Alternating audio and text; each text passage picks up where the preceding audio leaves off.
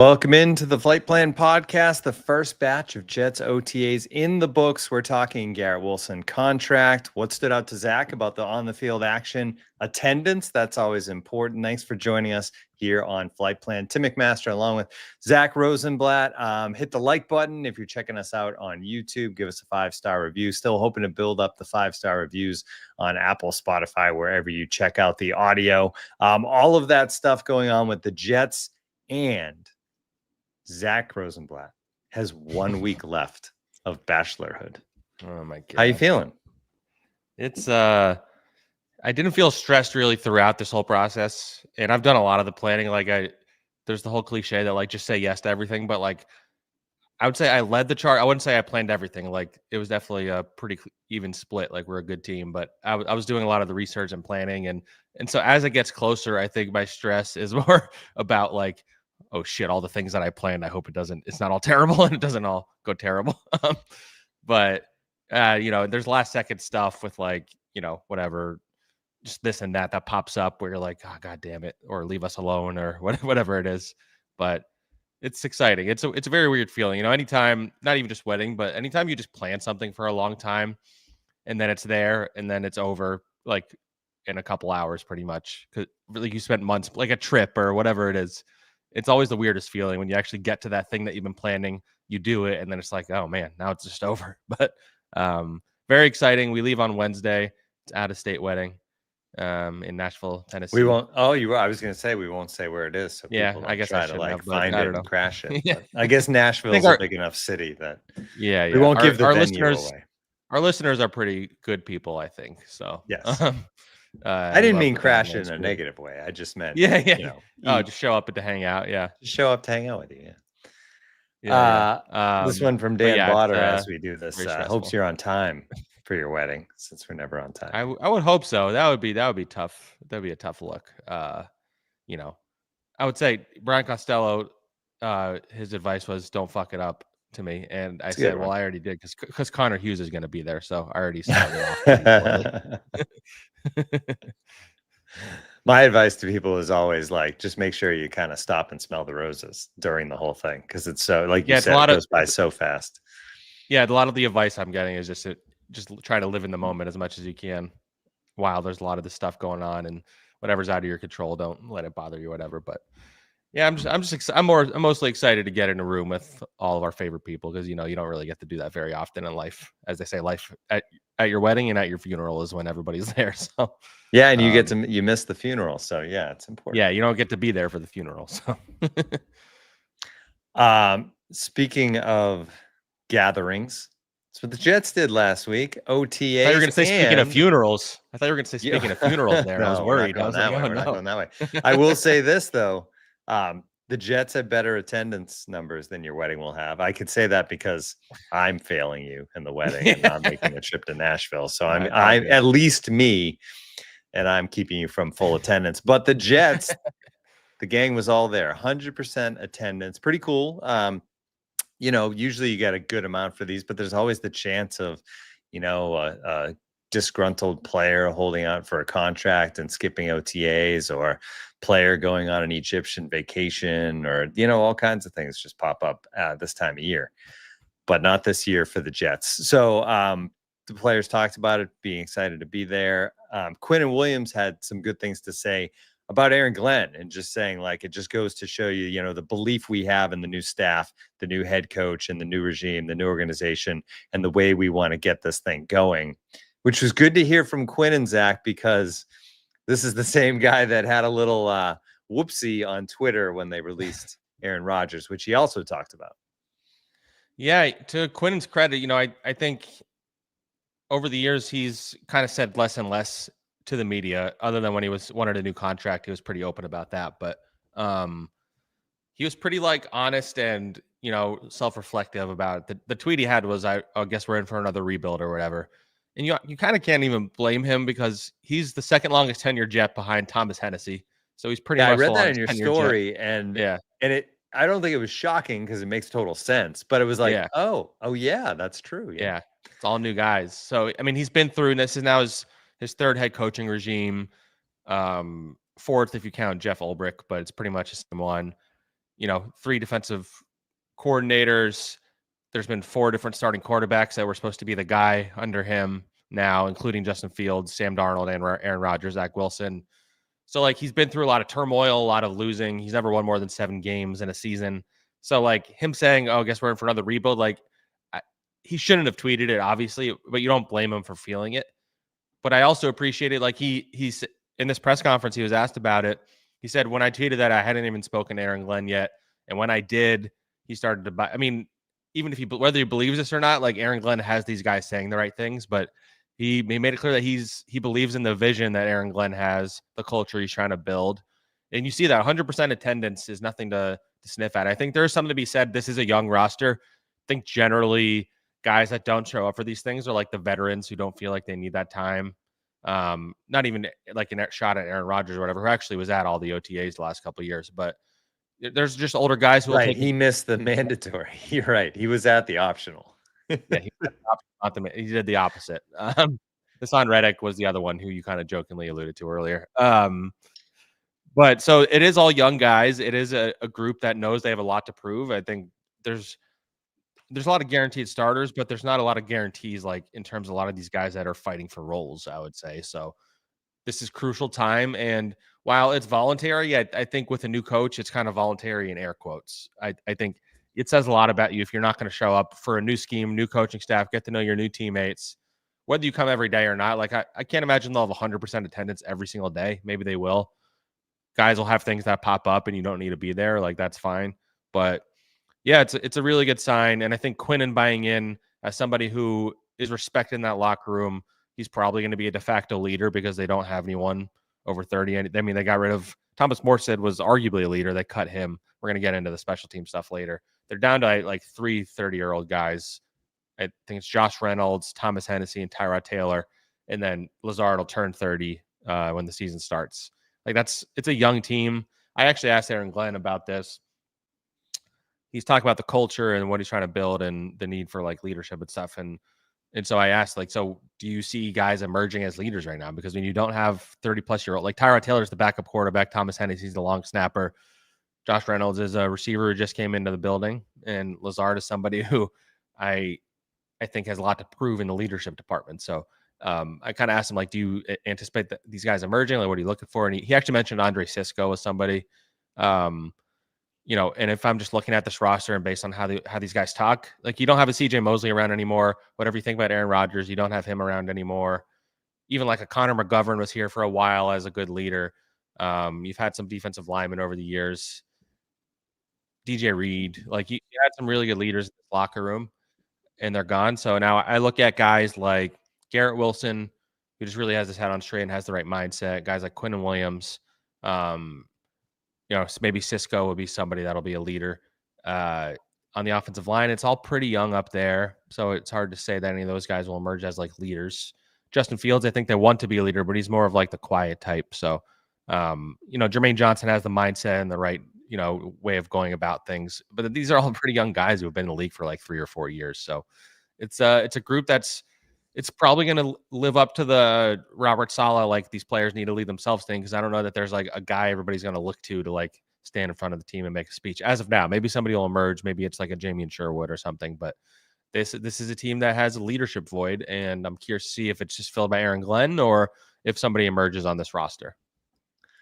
So as far as the attendance goes, and mentioned last year with Reddick, and there are a couple of guys on this team that could have started to send a message by skipping these OTAs, and obviously that's Sauce and Garrett, the 2 guys that are up for new contracts. I think they're 2 guys that the team, well, we know that 2 guys that the team wants to extend in new contracts.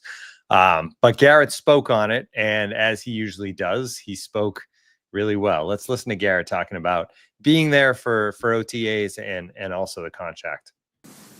Because I want to be a part of something special. I don't think that a whole bunch of individuals makes something special, as a group aspect. This is a group thing. I wanted to get in and know my teammates. I want to get into, know my coaches even. It's a new staff, learn the material that they're putting out and not be the guy that's behind when, this thing was mandatory, right? There's a way you go about business when you love what you do. And, stuff like that is not really an option. I get the opportunity to come out here and work and make myself better at the game I love. Let's take advantage of it. Let's get to spend time with people that I've been spending time with, like Justin, Ruck. I've been spending time with those guys for 6-7 years now. And it's crazy to say, but when I'm not with them, it's like I miss them.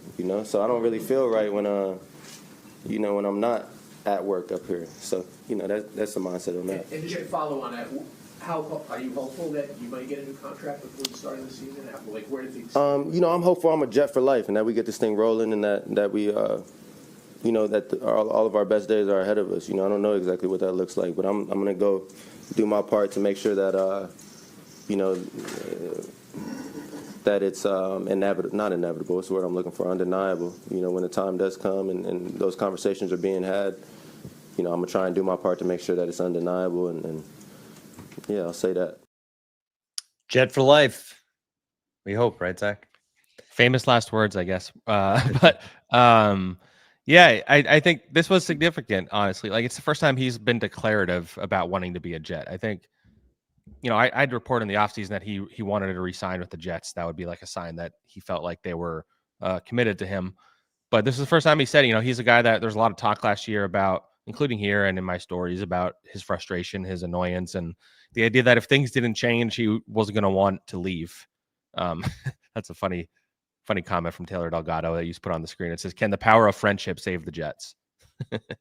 But yeah, Garrett, he had every right to be frustrated the last couple of years. I did think that if things didn't get better, if it was Aaron Rodgers again, or if it was Nate Hackett again, or if it was all the turmoil around him again, he might not want to come back, whether it's this year or next year. But things have changed. He has his buddy at quarterback.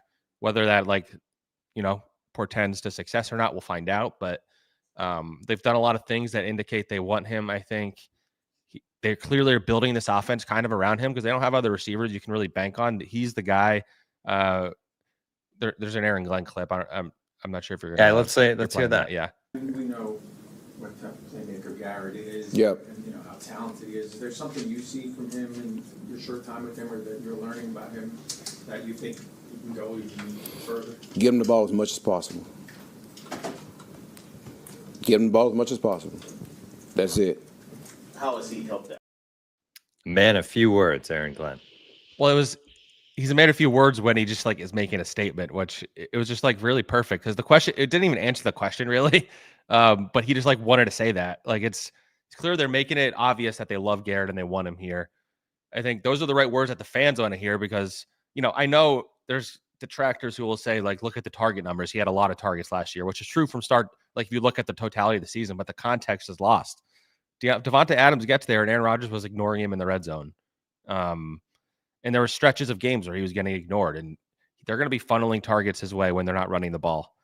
So Aaron Glenn saying that publicly is good for Garrett being happy. It's good for the fans being happy, and it's good just for strategy purposes. So, so it was a cool sequence all around between him and Garrett. Garrett had some other great quotes. We're going to get into Justin Fields, so we can talk about that when we get to Fields. But, I love covering Garrett. He's just a pleasure to cover. Even if I never talked to him in the locker room, just at the podium, his comfortability up there. A lot of these guys are nervous, especially early in their career. He's just so well-spoken, so thoughtful. He speaks from the hip. He doesn't shy away from answering questions. And if he does, there was a question about how he was so obviously upset last year. And the question was posed how do you feel about your time with Aaron Rodgers? And what do you say about how frustrated you were? I forget the phrasing, but he ignored the Aaron Rodgers part of the question, which I thought was notable. Not notable, but expected. But Potential landmine, yeah. Yeah, but I think Garrett also sees an opportunity to just be the star of this team. And I think the coaching staff is going to be smart enough to feature him better than Nathaniel Hackett did for a year and a half before he got demoted. So, again, it's really early. So I'm not trying not to overreact to anything that we see or hear this time of the year, but this is also an encouraging part of the Aaron Glenn experience. And I won't be able to be at the press conferences next week and we hear from the coordinators for the first time. I was really hoping it wouldn't happen that way, but of course it did. So I'm not going to be able to hear what Tanner Engstrand says, but he's going to talk next week. He'll be asked about Garrett Wilson, and I'm sure he's going to rave about him. And it's going to be clearer and clearer that the staff is going to feature him as the guy in the offense. All right, let's move onto your observations of the week. Getting to check out the on action stuff, which obviously at this point, when there's no pads and there's all of that, there's only so much. But that said, quarterbacks were throwing the ball, receivers were catching them, pass rushers were rushing the passer. So let's start with Fields, because you mentioned that obvious chemistry, right, between Fields and Wilson. Like you mentioned, how Aaron Rodgers ignored Wilson in the red zone for times and for stretches. If anything, I think the fear here may be that like Fields forces it to Wilson a little too much, maybe once the season gets going. I mean, we'll see, and maybe that's nothing. Yeah. But like he's definitely going to be his guy. I'll say again, this is very light practices, and I'm not going to try and judge anything too positive or negative. I don't think he looked amazing, but I'll get into the details of that in a second. But I'd say like it already seems to me like he's comfortable throwing it to Garrett even when he's covered, which like just shows you confidence. That's what the fan base has been begging for, right, for 3 years. Yeah. It's like, don't worry if he's open, throw him the ball. Garrett's going to make the play, and there was a throw in team drills. I think it was in the 2-minute drill at the end of practice, where Fields kind of threw it away from Garrett Wilson's body, but with his outstretched arms, he pulled it in and made a great catch. That chemistry is obvious, and the Ohio State trio, like, I mean, what is it with 4 people when you have 4 people in a group? Quartet. There you go. Yeah, the quartet of Ohio State people, including Josh Myers and Jeremy Ruckert, because Josh Myers is going to have a shot to play center. We're gonna talk about that, but Jeremy Ruckert also got a heavy dose of targets. I think it's probably because he was getting a lot of the reps with Fields in the beginning. I imagine they'll rotate those guys through. Mason Taylor had a few catches from Tyrod Taylor, but I think that that chemistry is. I'm sure that was part of the appeal of bringing Justin Fields in too. Like you have an environment that he should be comfortable in right away because one of his close friends. And Garrett had this funny quote about him, Ruckert, and Fields, where he's like, it's at the point now, like when I'm not with them, I miss them, which is a very, very funny, cute quote. But also Garrett like went into this quote that I think kind of blew up with Bears Twitter. It looked like when I tweeted out the quote where he said like I would watch his film from because they were friends. He played with him for 2 years in Ohio State. I would watch film from his time with the Bears, and I would see plays, and I'd be like, "Oh, I would have caught that. Oh, I would have caught that." Like because guys either dropping it or being out of position or whatever. And he's just like, I think people have been sleeping on Fields since he was drafted. He thought he should have been drafted higher. It's the Zach Wilson draft, if you remember. And he felt like he's been underrated in the NFL, and that he feels like he's going to unleash, and the world has to see what he believes Justin Fields can do. And so you believe it coming from Garrett. Obviously, he's his friend. He's not going to speak negatively of him, but we're going to find out just how much like that chemistry between those two is going to translate on the field. Yeah, it should be good. Now, how about on the field? I know you love tracking the numbers at OTA, Zach. So how are the numbers? Yeah, there wasn't like a lot of passes to track, unfortunately. Like there was during warmups, they did a walkthrough basically, and I was like writing it down, and the other reporters like, "Are you really tracking the walkthrough stats?" I was just keeping up with who he was throwing it to more than anything. But when you got to the 11-on-11 and the 7-on-7s, I'd say it was like a mixed bag. When it was 11-on-11 in particular, there was a lot of pressure, and I think the defensive line generally tends to win these battles this time of the year because of the lack of physicality, and they're able to just kind of go around them. But the D-line, like Will McDonald in particular, was dominant. Byron Coward actually stood out to me next to Quinnen. He looked really good. He's probably the favorite to start, I would say. But yeah, there's pressure from Michael Carter II. There's pressure from Quincy Williams. Like he's getting pressured pretty consistently. I'd say he probably would have been sacked like 4 or 5 times in team drills, which isn't ideal. But again, I'm not judging that harshly. It was also rainy and windy. I'm not trying to make all these excuses, but it was like an OTA practice. So I think in total, he probably completed 4 or 5 passes. Technically, he missed a pretty open Stone Smart down the field at one point. A lot of check downs. The pass to Garrett wasn't perfectly accurate, but it's clear right away just how athletic this guy is. Like he looks to scramble. I don't think it's like his first, like immediately I'm going to scramble, but as the pocket was breaking down, he was able to move around and get away. And, whether he picked up yards or not, he was able to get away and not get sacked a couple times. So that's going to be the most exciting part about watching him is, does he use that as a crutch? And how much of that is going to be a weapon for the Jets when things break down. I think this offensive line is going to be better than they looked in that practice. Membo is his first practice as a pro, and he's going to have some bumps in the road, but I do think this will be a solid offensive line. So I'm curious to see what Justin Fields looked like when he has time, because he should have time. You mentioned Will McDonald looking good, and Will McDonald also looking big. 15 pounds of muscle added, which is something we've talked about since he got drafted, right? Like the whole thing was like that this guy was kind of needed to fill out. And then he went out last year and had double-digit sacks without filling out. Yeah. Now he has filled out. Did he get bigger and keep the speed? I mean, it looks like it so far. I thought Aaron Glenn's comments about him were pretty interesting. Like he's coached some pretty talented defensive ends, especially in Detroit. And he said he hasn't really had one like him before. And so their goal is to unleash him as a pass rusher. And they knew like he needed to bulk up because he needs to be able to win one-on-one against offensive tackles. Like I think he was able to have a lot of success last year, in part because he's so long and athletic and his spin move is like deadly, but that can't be your only thing in your pass rush repertoire. You're gonna have to win with power sometimes. And so the key to unlocking Will McDonald and getting him better in the run game is bulking up. And that's been a topic since he was drafted. Like you mentioned, he was like 230, 225 or something when he came out. I think he's listed at like 235, but if he added 15, he's probably closer to the 250 range right now, which you're getting there and you feel pretty good about it. And they need him to be really good this year because the depth at defensive end is really, really bad. Like Michael Clemens was getting a lot of reps. Jermaine Johnson's not practicing yet, but I'd say the dreams that Jets fans have of Michael Clemens being cut in the near future are just going to stay as dreams until or unless they sign somebody else, because he's their top backup. The rest of the guys are either undrafted, a late draft pick like Tyler Barron, or it's a veteran like Rashad Weaver who hasn't had a sack in like 3 years. So they don't have a lot of depth, so they need Will McDonald to play a lot of snaps, and they need him to be effective not only in the passing game. And it was an encouraging first practice. He's historically been dominant in these things. Like his rookie year, he was really good. He was very good last year in training camp, and I expect the same, especially if he's going to be going against a rookie for even some of the snaps, which he will be.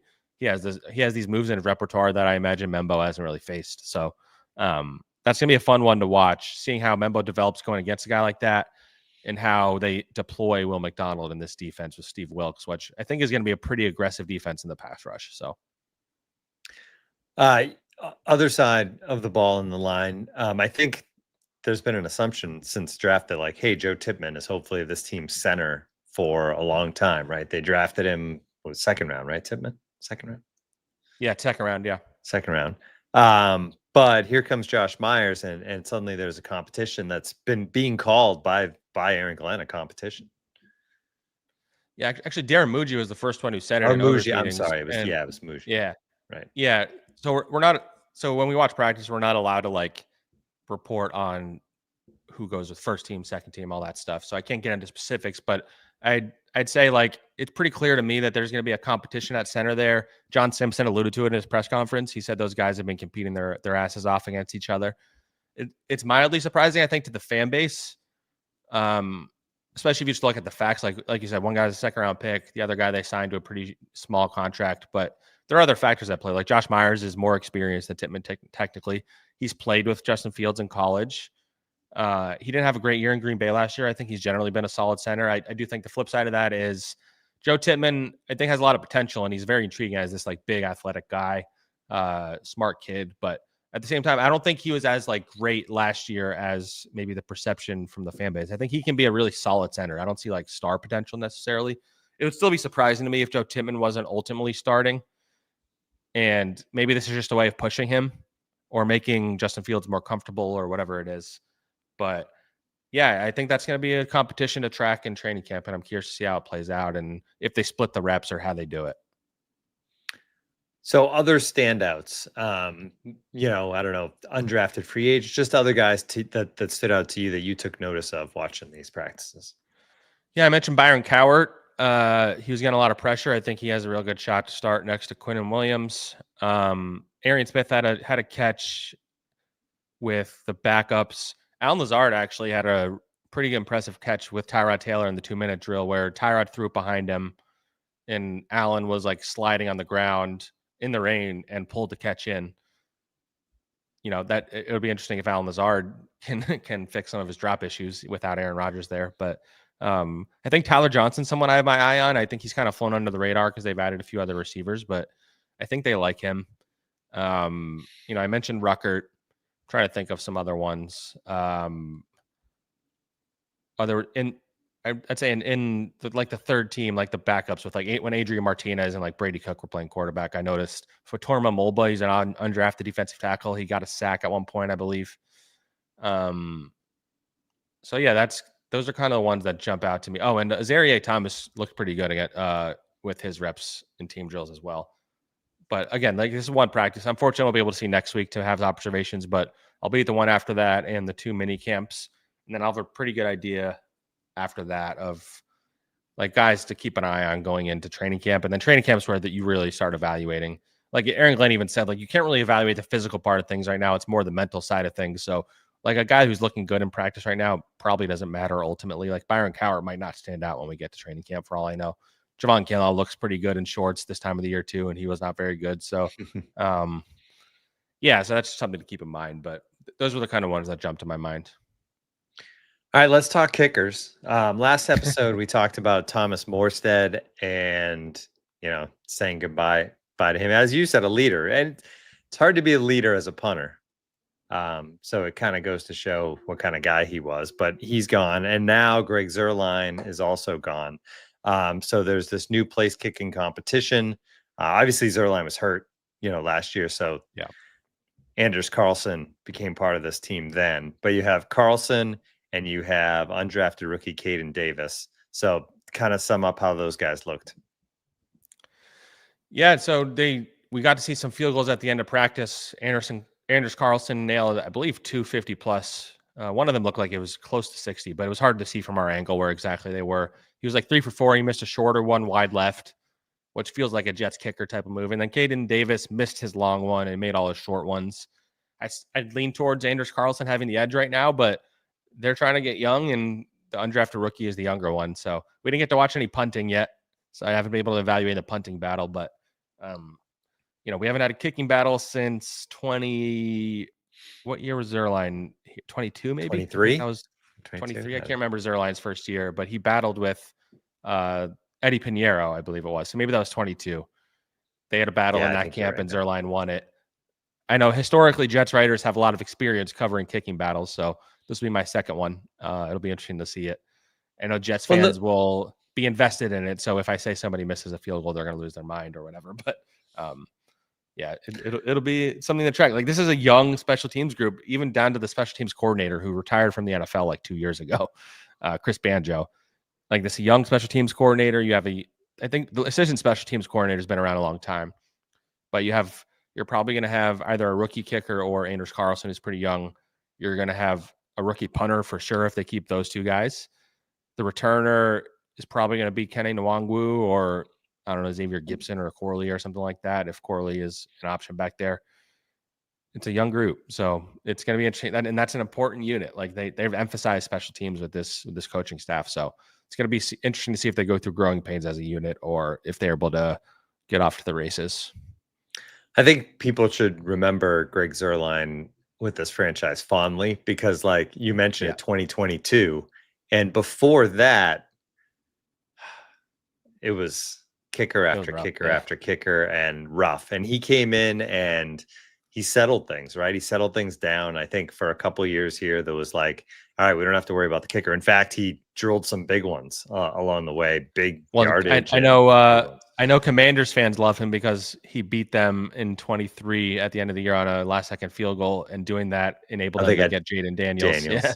So I saw a lot of Commanders fans being like thanking him for everything when he got cut by the Jets and saying he belongs in like their Ring of Honor or something like that. So Sam Ficken, Taylor throws out. Yeah, I mean, we could go through the names of all the kickers that went through the Jets, and Greg Zerline for a few years at least held that down. Hopefully one of these guys can do that now for the next few years. The life of a kicker with a specific team is always short because you get a bad spell, you get released, you end up somewhere else. There's very few that stick around with the same team for a long time. Anything else before we say goodbye? Are we saying Uh, goodbye until after the wedding? You're yeah, not gonna till have after time the to do a wedding. podcast next week, right? Yeah, I don't think I will unless something happens on like Tuesday. But after that, I'm out. Garrett But yeah, I'd Wilson say signing on yeah, Tuesday. yeah. I'm just say watch that happen while like during my wedding or something like that. That would be funny or not funny. But I would say bring your June 1st is microphone coming up. Bring your Yeah. microphone to Nashville. Yeah. I don't think I can do that. I might get in trouble. I'd say June 1st is coming up, so there's always the potential some interesting guys get cut after June 1st. So Yep. I don't think the Jets are going to make like a big splashy move, but there's some veterans out there. I saw some buzz about the idea of Amari Cooper. I do not see that happening, and maybe if they got rid of Alan Lazard, but even then, I don't think Cooper fits what they're looking for at their receivers. They want run blockers. Cooper's kind of past his prime. He's probably washed up. I wouldn't hate it just in terms of just having a proven guy there if he was healthy, but I don't think they're going to make that kind of move. Zadarius Smith is the interesting one to me. I can't say for sure they will or won't do that, but he'd be one that would make a lot of sense considering his Aaron Glenn ties and the lack of depth at defensive end. But like that would be the upcoming news that I would anticipate, but I don't see it happening right now. So Dan Botters, we keep bringing this up, but don't forget that Connor broke a free agent signing. I know. I might have to ask somebody in the Jets to just give me some news to break. Yeah, so give I me can something. Keep up. Yeah. And you can tag Connor on X. Yeah, exactly. All right, that's gonna do it for us. Send your well wishes to Zach. We should post the wedding registry in the comment section. I don't know about anything that hasn't been claimed. Maybe people will jump on. And we will talk to you again. Are you? Yeah, I can't figure out the schedule afterwards. But you going? No, I'm not going straight on my honeymoon. That'll be the end of June, which we probably won't be podcasting much then anyway. You're on mute for some reason, Tim. Sorry. Well timed. There you go. Waiting on the honeymoon until the downtime. Yeah. All right. Thanks everybody. We'll talk to you soon. This has been the Flight Plan Podcast.